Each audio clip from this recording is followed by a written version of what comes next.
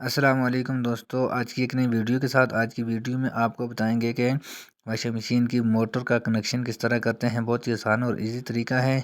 Video को skip नहीं करना, वीडियो के अंत तक लाजमी देखना। आपको मुकम्मल तरीका इस वीडियो में बताएंगे कि वॉशिंग मशीन की मोटर का कनेक्शन किस तरह करते हैं। 3 वायर जो होती है मोटर की, उनके साथ 2 एक कलर की होती है और एक अलग दूसरे कलर की वायर होती है। ये 2 जो वायर होती हैं एक कलर की, वो आपने लगानी है कैपेसिटर जो होता है, कैपेसिटर के साथ आपने दोनों वायर को दोनों साइडों पे कैपेसिटर के लगानी है। और जो दूसरी एक कलर की वायर जो होती है, ब्लैक हो या रेड हो, कोई भी एक कलर की, जिसमें सिर्फ एक कलर हो और दूसरे में 2 कलर की 2 वायर होती है।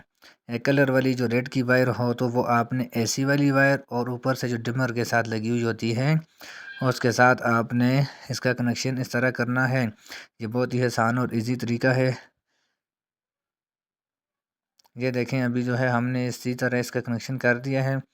और उसके बाद अभी जो है आपको चेक करवाते हैं कि इसका कनेक्शन हमने किया है, क्या हमारी मोटर जो है ये काम कर रही है कि नहीं।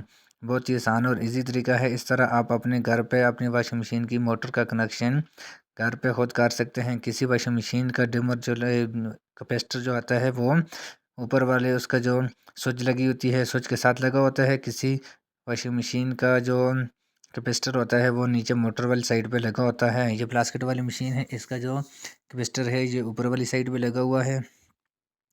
और अभी जो है आपको बताते हैं, अगर आपको हमारी वीडियो अच्छी लगी तो हमारे चैनल को सब्सक्राइब करना और बेल आइकन के बटन को प्रेस करना, ताकि इस तरह की नए आने वाली वीडियो आप तक पहुंच सके।